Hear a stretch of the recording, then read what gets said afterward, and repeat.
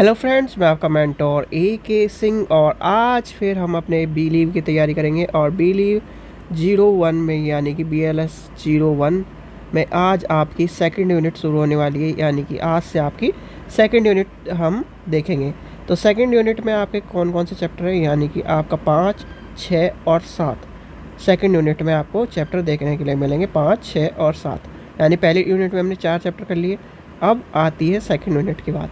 तो यहाँ से हम चलेंगे सेकंड यूनिट पे और समय व्यर्थ नहीं करते हुए चलिए शुरू करते हैं। तो सबसे पहले क्या करना है, वीडियो को लाइक करना है, चैनल को सब्सक्राइब करना है, वीडियो को ज़्यादा से ज़्यादा शेयर करना है और टेलीग्राम ग्रुप को ज्वाइन करना है, जिससे आपको PYQ और असाइनमेंट का सॉल्यूशन आपको इस पर ही मिलेगा। यानी कि आपको टेलीग्राम चैनल पर ही PDF मिलेगा।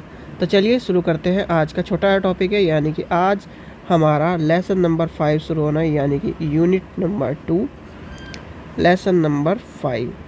तो लेसन नंबर 5 क्या कहता है, आपकी पुस्तकालय विकास के बारे में कहता है। यानी कि भारत में पुस्तकालयों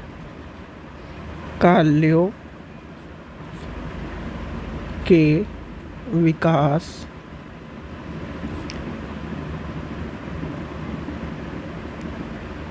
में आयोग एवं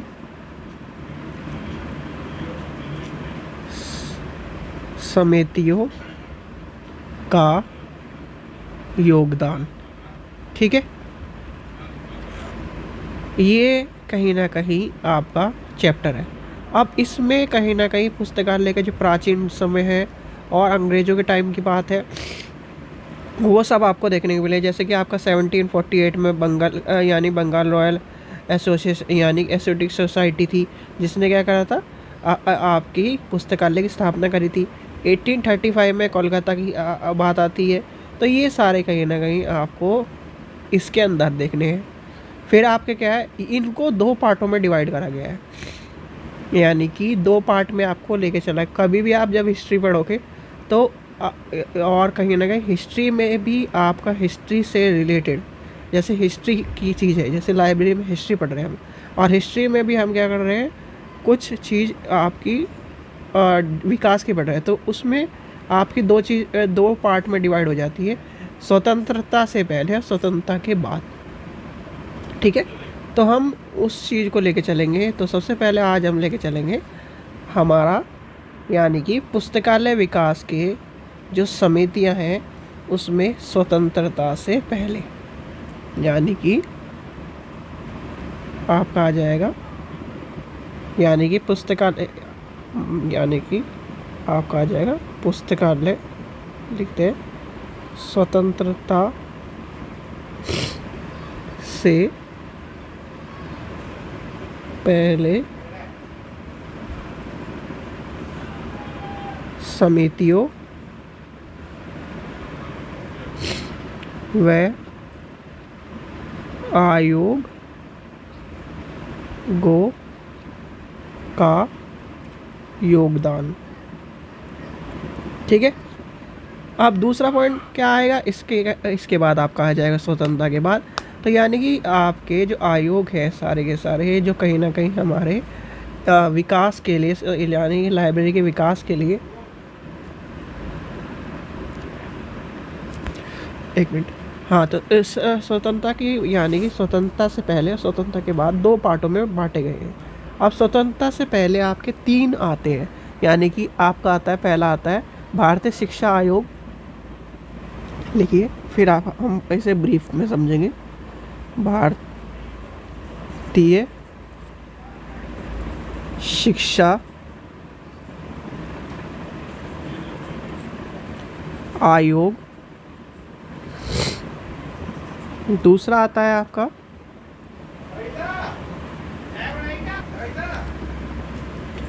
तो इसका क्या हो जाएगा, भारतीय विश्वविद्यालय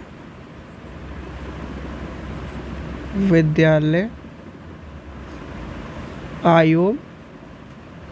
और तीसरा आपका आ जाता है कलकत्ता और आखिरी है कलकत्ता, यानी कि कलकत्ता विश्वविद्यालय आयोग। तो ये तीनों हमें पढ़ने हैं स्वतंत्रता से पहले। ठीक है। अब कहीं ना कहीं स्वतंत्रता से पहले जो कहीं ना कहीं आपको जो पुस्तकालय का योगदान मिला है, वो कहीं ना कहीं आपके ब्रिटिश एम्पायर या फिर जो भी जिसने भी क्या है स्वतंत्र यानी कि हमारे पर रूल किया है, उन्होंने हमारे कहीं ना कहीं लिए नहीं, अपने लिए कहीं ना कहीं पुस्तकालय का विकास किया था। ये आपको पता होगा, ठीक है, क्योंकि हमने कई बार पढ़ चुका है इसके बारे में।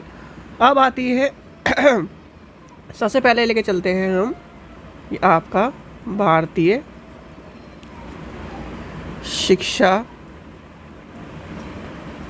आयोग, ठीक है, जो कि आपका आता है 1882 में। ठीक है, कब आता है? 1882 में। और इसको लाने वाले यानी कि एक तरह से एक माने जाते हैं, यानी कि इसे क्या है, लॉर्ड मैकाले को भारत का एक तरह से पहला शिक्षा का लाने का या फिर अंग्रेजी शिक्षा की शुरुआत का एक तरह से माना जाता है। कौन थे हमारे लिए? लॉर्ड मैकाले, ठीक है, ये ध्यान रखना। अब लॉर्ड मैकाले जी ने आई शिक्षा लाई, उन्होंने क्या करा, भारत में क्या है अंग्रेजों की यानी कि अंग्रेजी शिक्षा को शुरुआत की योजना करी। और वो कब करी? 1880 यानी कि 1833 में बनाई। अब 1833 में बनाई, फिर 1854 में कहीं ना कहीं उसका क्या हुआ, वुड घोषणा पत्र जारी हुआ। ठीक है, ये पत्र जारी हुआ। और कहीं ना कहीं फिर उसके बाद आपका धीरे धीरे चलते चलते आपका 1882 आ गया। अब 1882 में क्या हुआ, वायसराय कहीं ना कहीं लॉर्ड रिपन यानी लॉर्ड रिपन ने सर विलियम हंटर की अध्यक्षता में भारतीय शिक्षा आयोग की स्थापना करी थी। किसकी अध्यक्षता में? सर विलियम हंटर की अध्यक्षता में। ठीक है, अध्यक्षता में कहीं ना कहीं ये सब चीज़ें हुई। अब ये सब चीज़ें जब हुई तो इसमें कहीं ना कहीं इसे कहीं ना कहीं हंटर कमीशन से जोड़ा गया। और इसमें क्या करा गया, इसमें पुस्तकालय के संबंधित केवल यानी कि टिप्पणी और पुस्तकालय की अधिक वित्तीय सहायता प्रदान की जानी चाहिए थी, इस तरह की बात। और कहीं ना कहीं शिक्षकों की संख्या को बढ़ाने की बात ज़्यादा बल दिया गया था। ये आपका पहले यानी कि पहले पार्ट में आ गया। अब पहला पार्ट आपका यहाँ तक कवर हो गया। अब आता है यानी कि पहला पार्ट आपका कवर हो गया। अब पहला पार्ट आपका मतलब भारतीय शिक्षा आयोग कवर हो गया। अब भारतीय शिक्षा आयोग से आपका आते हैं हम भारतीय विश्वविद्यालय आयोग। ठीक है, क्योंकि कहीं ना कहीं आपको इन आयोगों में चीज़ें को पता होना चाहिए किस तरह से ये डेवलप हुई है। भाई डेवलप क्या हुआ, उन्होंने अपने लिए नहीं यानी कि अपने लिए काम किया है, ना कि हमारे लिए पुस्तकालय विकास नहीं किया था उस टाइम पे। हमारे लिए कहीं ना कहीं ये सब चीज़ें नहीं आई थी। उन्होंने यानी कि जब वो रह रहे थे, भाई आप जहाँ रहोगे, ठीक है, जहाँ आप रहोगे, तो इस तरह के यानी कि इस तरह के भारतीय विश्वविद्यालय आयोग की बात आई। और ये आया कब? ये आपका आया 1902 में। ठीक है, ये आया 1902 में। अब इसमें क्या हुआ, इस समय क्या हुआ, लॉर्ड कर्जन वायसराय यानी कि बनकर भारत आए थे। अब लॉर्ड कर्जन ने शिक्षा के लिए बहुत यानी कि उनकी बहुत रुचि थी, इस तरह का कहा जाता है, पर कोई रुचि नहीं थी। सीधे उन्होंने, भाई देखो, अंग्रेज ना होते तो कहीं ना कहीं आपकी शिक्षा व्यवस्था ना होती, ये आपको पता होना चाहिए। भाई गलत है, उन्होंने हमारे पर राज किया, ये मानता हूँ मैं, ठीक है, ये सब चीज़ें हैं। पर कहीं ना कहीं अगर अंग्रेज राज ना करते और अंग्रेज कहीं ना कहीं ये सब चीज़ें ना आती, तो आज भी हम क्या है, जैसे राजा कहता कि से यानी इसके घर से इतना चंदा ले लो, यानी कि इतना टैक्स ले लो, वो ले लो, तो आज भी हम राजाओं के कब्जे में रहते, यानी कि ये सब चीज़ें एडवांस नहीं हो पाते। ठीक है, इस चीज़ का ध्यान रखना। तो इसलिए कहीं ना कहीं जो नेगेटिव पॉइंट है और वो भी पॉजिटिव पॉइंट में की चीज़ें आती। अब विश्वविद्यालय यानी कि भारतीय विश्वविद्यालय आयोग के स्थापना के बारे में, इसमें क्या हुआ, इसमें आपका जो शिक्षा के संस्थान थे और कहीं ना कहीं जो आपके अच्छे पुस्तकालय ना होने के कारण सामान्य और बिल्कुल सही नहीं थे, उन्होंने यानी कि उसमें कहीं ना कहीं पुस्तकालय के और महाविद्यालय और विश्वविद्यालय के पुस्तकालय को अच्छी तरह से स्पष्ट यानी कि एक तरह से रीइनोवेशन या फिर एक तरह से सही तरह करने का काम किया था। अब इसमें क्या हुआ, यानी कि एक तो आपके कॉलेजेस, दूसरा आपकी यूनिवर्सिटीज़, ठीक है, इसमें दोनों ही जहाँ पर क्या है लाइब्रेरी है, जहाँ पर यानी कि शैक्षिक संस्थान है, और कहीं ना कहीं आपकी जितने भी चीज़ें हैं शिक्षा की गुणवत्ता को बढ़ाने के लिए, शिक्षा को क्या है अच्छा करने के लिए, और कहीं ना कहीं एक तरह से शिक्षा प्रणाली को सुधार करने के लिए सारी चीज़ों को लेकर चला गया। और उसमें से एक आपकी थी लाइब्रेरी को भी सुधार करा गया।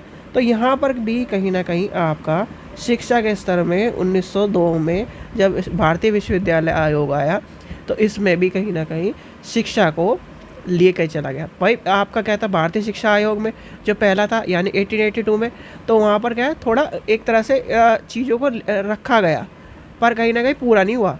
पर क्या है, जब भारतीय विश्वविद्यालय आयोग आया 1902 में, तो पर कहीं ना कहीं उस टाइम पे कहीं ना कहीं आपकी पुस्तकालय की चीज़ों को लेकर चला गया और विकास भी हुआ था, ठीक है, क्योंकि इसलिए इस टाइम पे इसलिए कहा जाता है शिक्षा का स्तर थोड़ा बेहतर हुआ था और कहीं ना कहीं शिक्षा अच्छी हुई थी। फिर आता है आपका कलकत्ता विश्वविद्यालय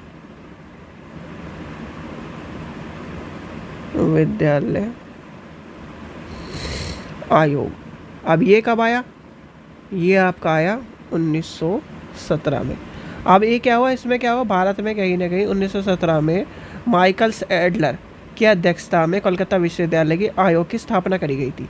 अब सैडलर कमीशन, जो आप सैडलर कमीशन के बारे में सुनते हो, सैडलर कमीशन के आपका मल्टीपल चॉइस में क्वेश्चन पूछा जा सकता है जब आप लाइब्रेरियन के एग्ज़ाम दो, तो इसका ध्यान रखना।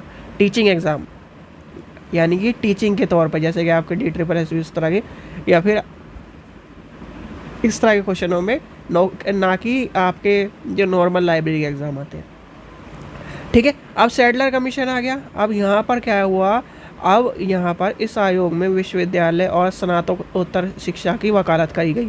फिर 1916 में कहीं ना कहीं कलकत्ता विश्वविद्यालय के स्नातकोत्तर विभाग की स्थापना करी गई, यानी स्नातकोत्तर विभाग की स्थापना कर दी गई कब, 1916 में। अब 1916 में कर दी गई तो कहीं ना कहीं सरकार ने विश्वविद्यालय के स्नातकोत्तर विभाग को की वैधता की और इस कमीशन की स्थापना करके मुख्य कार्य को एक तरह से चीज़ों को बढ़ा दिया, ठीक है। जब कोलकाता विश्वविद्यालय की स्नातकोत्तर शिक्षा की बात हुई और कहीं ना कहीं चीज़ें आगे बढ़ती गई तो कहीं ना कहीं यहाँ पर आई आपकी और विश्वविद्यालयों से कहीं ना कहीं विश्वविद्यालयों की तुलना के अध्ययन यानी कि तुलनात्मक अध्ययन होने लगे, ठीक है, अन्य विश्वविद्यालयों से। अब तुलनात्मक अध्ययन होने लगे तो कहीं ना कहीं अब किस चीज़ की बात आएगी, एजुकेशन कैसी है, ठीक है, टीचर कितने हैं, विभाग कितने हैं, पाठ्यक्रम कैसा है, ठीक है, परीक्षा यानी एग्ज़ाम पैटर्न कैसा है, ये सारी चीज़ें आ गई, ठीक है। अब इसी में लाइब्रेरी आ गई, यानी कि इसमें लाइब्रेरी का विकास क्या हुआ, इसमें लाइब्रेरी का विकास आपका होता है, यानी कि इस समय लाइब्रेरी का विकास में क्या हुआ, इसमें क्या हुआ, लाइब्रेरियन यानी कि लाइब्रेरियन को विश्वविद्यालय के सर्वोत्तम शैक्षणिक निकाय में एक स्थान दे दिया, यानी कि लाइब्रेरियन को विश्वविद्यालय विवि में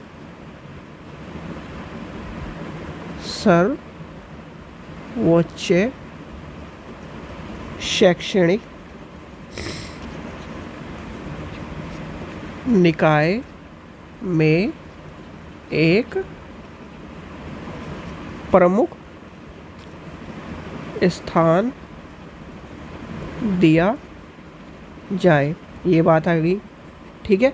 और दूसरी बात क्या आई थी, दूसरी बात आपकी आई थी इसी में आयोग में, यानी कि कलकत्ता वाले में, कि विश्वविद्यालय में प्रमुख विद्वानों को के निर्देश में अच्छे पुस्तकालय एवं शोधशाला स्थापित की जाए और उन्हें विकास करने के लिए वित्तीय सहायता की क्या एक तरह से मांग करी गई। ये लिखिए, विश्वविद्यालय के प्रख्यात विद्वानों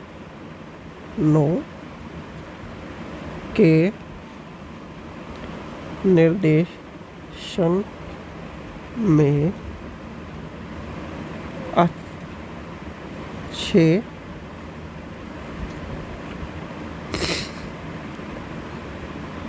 लाइब्रेरी एवं शोधशालाओं स्थापित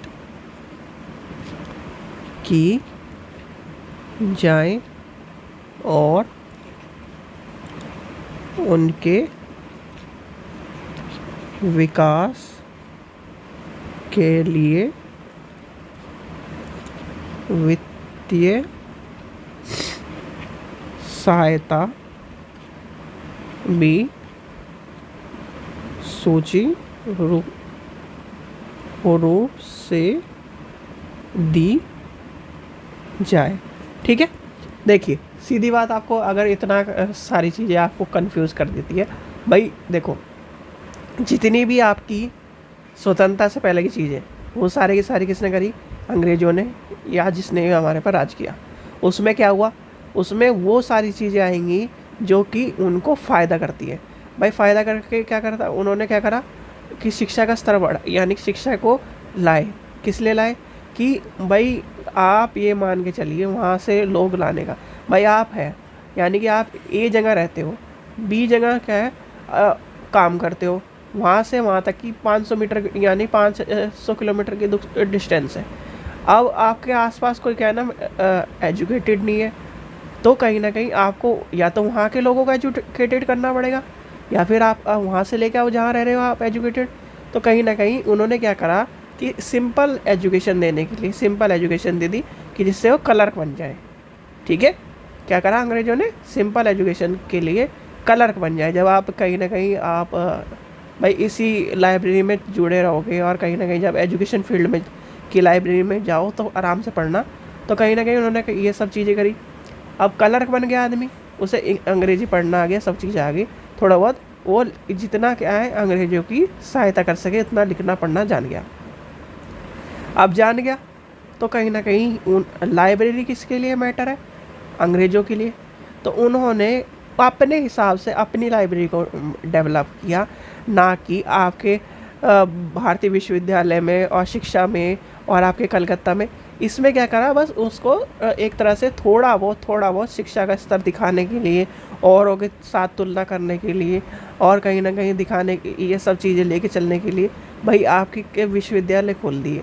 बच्चे वो कहीं ना कहीं उन सब चीज़ों को लेके चल रहे हैं, तो कहीं ना कहीं विश्वविद्यालय में किताब भी चाहिए। तो कहीं ना कहीं भाई आप ये मान के चलो, एक तरह से उन्होंने दुकान खोली, दुकान में कहीं ना कहीं बाहर चिप्स के पैकेट लगा दिए, या फिर इस तरह की क्या है शो ऑफ कर दिया कि हमारी दुकान बहुत अच्छी है, ये है, हमारे पास सारी सुविधाएं हैं। अब सारी सुविधाएं, वो सुविधा किसके लिए? भाई कहने को तो सब सुविधा हो गई, सुविधा वो सब उनके लिए है। ठीक है, तो इस चीज़ का ध्यान रखना, डीपली जब आप पढ़ोगे तभी समझ पाओगे। पर कहीं ना कहीं जब इसमें क्या है स्वतंत्रता से पहले और स्वतंत्रता के बाद में, स्वतंत्रता पहले कोई इतना लंबा चौड़ा निकल 3 पॉइंट है, और ये 3 पॉइंट मैक्सिमम 10 लाइन में निपट जाएंगे। क्वेश्चन आता है स्वतंत्रता के बाद वाला, यानी स्वतंत्रता के बाद वाला जो क्वेश्चन आपका आता है वो बड़ा क्वेश्चन है। ठीक है, उसके लिए हमें थोड़ा सा ज़्यादा चीज़ें समझनी पड़ेगी। ठीक है बच्चों, चलिए आशा करता हूँ आपको वीडियो पसंद आई होगी। वीडियो पसंद आई तो लाइक करें, चैनल को सब्सक्राइब करें, वीडियो को ज़्यादा शेयर करें। और थोड़ी सी मेरी तबीयत ठीक नहीं है, इस वजह से आपको खांसी और जुकाम की आवाज़ भी तभी सी मिली होगी, तो उसके लिए आपको थोड़ा एडजस्ट करना पड़ेगा अभी थोड़े टाइम। चलिए ठीक है बच्चों, चलिए थैंक यू।